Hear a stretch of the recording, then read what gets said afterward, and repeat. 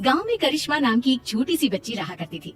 करिश्मा के माँ बाप का बचपन में ही देहांत हो चुका था और करिश्मा गांव के मंदिर के पास रहा करती थी। गांव के कुछ लोग उसे 2 वक्त का खाना दे दिया करते थे और मंदिर के पुजारी जी ने उसके मंदिर में रहने और सोने की व्यवस्था कर दी थी। अरे करिश्मा बेटा, आज सुबह से इतनी उदास क्यों बैठी हो? क्या बात है बेटा? कोई बात नहीं काका, रक्षाबंधन का त्योहार आ रहा है, सब लोग अपने भाई को राखी बांधेंगे, लेकिन मैं तो दुनिया में बिल्कुल अकेली हूँ। अरे बेटा, चिंता क्यों करती हो? जिसका कोई नहीं होता उसका भगवान होता है। ऊपर वाला है ना, वो तुम्हारी मदद जरूर करेगा।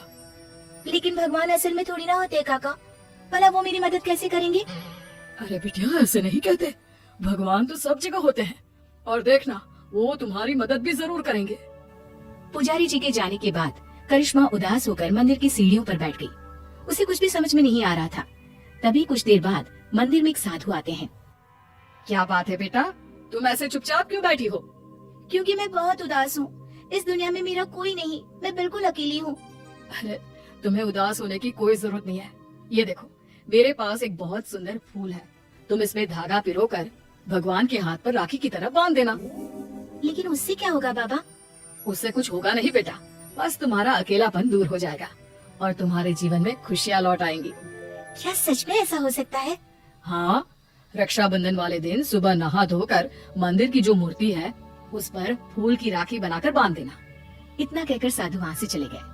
अब तो करिश्मा बस हर दिन रक्षाबंधन के दिन का इंतजार करने लगी। 2-3 दिन इसी तरह बीत गए और रक्षाबंधन आ गया। करिश्मा सुबह सुबह नहाकर उस फूल में धागा पिरोकर भगवान के मंदिर पहुंची और उसने वो राखी भगवान की मूर्ति को बांधी। ठीक उसी वक्त वहाँ पर करिश्मा से कुछ साल बड़ा एक लड़का आया और उसने अपना नाम किशन बताया। अरे करिश्मा, तुम्हारी राखी तो बहुत सुंदर है। क्या ऐसी राखी तुम मेरी कलाई पर भी बांध सकती हो? वो क्या है ना, मेरी कोई बहन नहीं है। लेकिन ये राखी में जो फूल लगा हुआ है वो मुझे किसी साधु बाबा ने दिया था और मेरे पास दूसरा कोई फूल नहीं है। लेकिन मुझे तो तुम्हारे हाथ की बनी हुई राखी ही चाहिए, कहीं से भी लेकर आओ। अब मैं क्या करूं? भगवान ने बड़ी मुश्किल से मेरे जीवन में किसी को भेजा है। अगर मैंने किशन को राखी नहीं बांधी तो वो नाराज होकर चला जाएगा। सोचते सोचते करिश्मा मंदिर के बगीचे में पहुंची और वहाँ से उसने फूलों की मदद से एक सुंदर सी राखी बनाई और मंदिर में पहुंची। ये देखो किशन, मैंने तुम्हारे लिए बहुत सुंदर राखी बनाई है। नहीं, मुझे वही राखी चाहिए जो तुमने भगवान को बांधी है। लेकिन ये कैसे हो सकता है? वो राखी तो मैं भगवान की मूर्ति को बांध चुकी हूँ। तो कोई बात नहीं, वहाँ से वो राखी उतार कर तुम मुझे बांध लो और ये जो नई राखी तुमने बनाई है वो ले जाकर भगवान को बांध दो। किशन के बार बार जिद करने पर करिश्मा ने ऐसा ही किया। जैसे ही करिश्मा ने किशन की कलाई पर राखी बांधी, देखो, अब तुम्हें मुझसे कोई गिफ्ट लेना होगा। जब भी कोई बहन अपने भाई की कलाई पर राखी बांधती है तो बदले में उसे कोई ना कोई तोहफा लेना ही पड़ता है। लेकिन मुझे तो कुछ नहीं चाहिए। लेकिन अब तुम्हारा भाई आ गया है ना, अब से तुम्हें किसी के आगे हाथ फैलाने की जरूरत नहीं है। चलो, मैं तुम्हारे नए घर में लेकर चलता हूँ। करिश्मा किशन के पीछे पीछे चल दी। कुछ ही दूरी पर एक बहुत सुंदर सा छोटा सा घर बना हुआ था। देखो करिश्मा, आज से ये तुम्हारा घर है। ये समझ लो कि तुम्हारे भाई ने तुम्हें रक्षाबंधन का तोहफा दिया है। ये घर तो बहुत सुंदर है, मैं यहाँ पर रह सकती हूँ? हाँ हाँ, बिल्कुल रह सकती हो। इतना कहकर किशन वहाँ से चला जाता है और करिश्मा अपने घर में रहने लगती है। उस घर में खाने पीने की सारी चीजें थी। करिश्मा बहुत खुश थी और गांव के लोग भी खुश थे। करिश्मा को रहने के लिए एक जगह जो मिल गई।